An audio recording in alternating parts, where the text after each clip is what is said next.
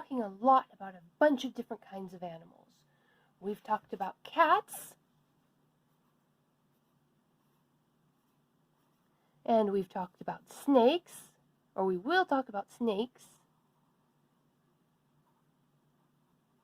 But there are many, many different kinds of animals.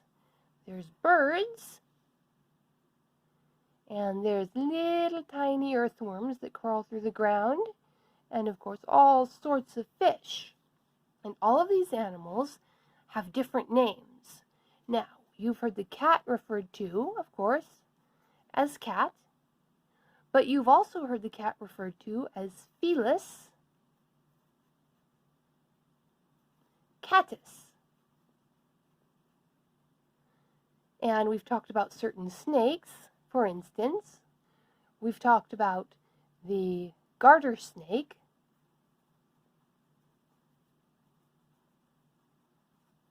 and we've also talked about Thamnophis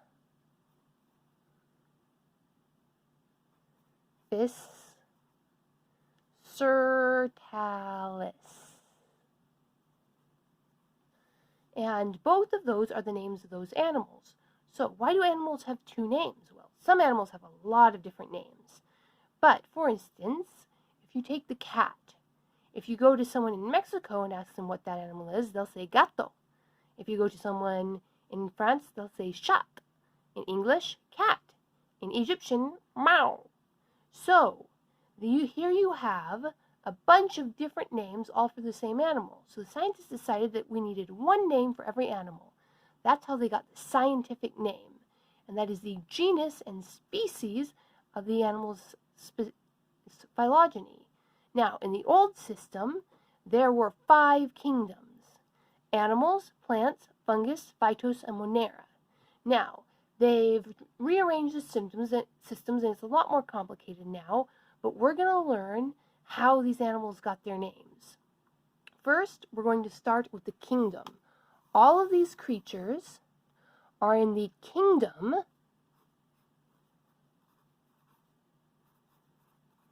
of Animalia.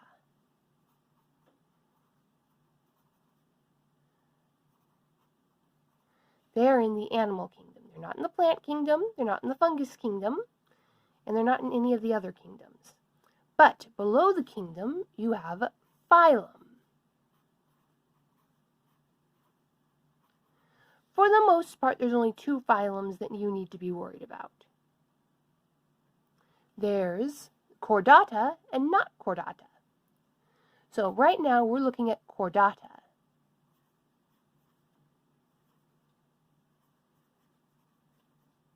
That's animals who have a backbone or a spine or something like it in their back that lets them move and walk around.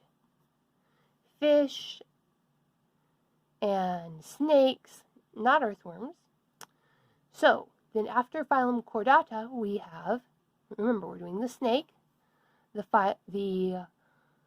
class Reptilia. So what kind of animals do you think are in class Reptilia?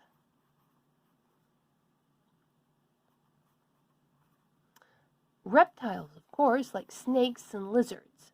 So there are all these different animals in Animalia and a bunch of different animals in Chordata, but only reptiles are in Reptilia. And under that class, we have a bunch of different orders. And snakes belong to the order Squamata.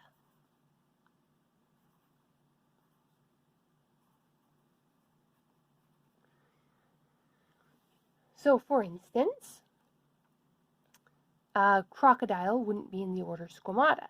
It would be in a different order. And of course, under the order, we have family.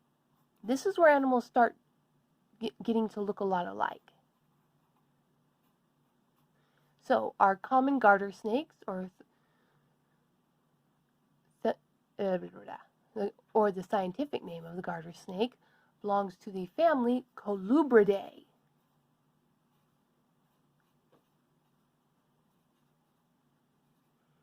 Colubridae snakes often make good pets because they don't have much venom, usually. Also, they sleep a good part of the year, so that makes them pretty good pets. But under family, you have the snakes that are really a lot like each other. And these are the snakes in the genus that share the same genus.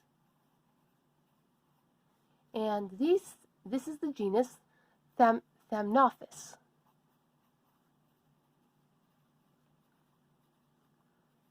And of course, when you get down to just one kind of snake that all live together, and they live together and they can make babies together, that is called a species. And this is the species Sertalis. Or the common garter snake. Now, there is a bunch of species in the genus Thamnophis. There's the common garter snake, the eastern garter snake, the red garter snake, the checkered garter snake, but they're all in the genus Thamnophis. And there's a bunch of different species in Colubridae. Like there's the species, there's the genus Thamnophis and the genus that has the hognose snake in it. They're all colubrids, or they come from the family Colubridae. And of course, there's a bunch of different families in the order Squamata, and there's a bunch of different orders in the class Reptilia, and there's a bunch of different classes in the phylum Chordata, and I'm pretty sure there's still only 2 phylums in the animal kingdom. You either have a spine or you don't. But that is how the classification system works. For any animal, they're going to have 1, 2, 3, 4, 5, 6, 7 parts to their name. So, the common garter snake is Animalia Chordata, Reptilia Squamata, Colubridae, Thamnophis, Sertalis.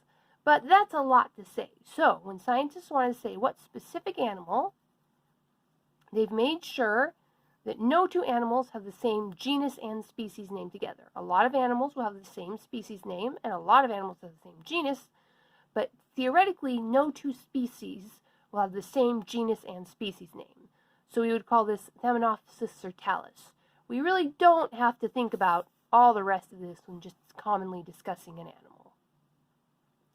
So that, and the genus is the first letter of the genus is always capitalized, just like any other name, but the first letter of the species name is lowercase.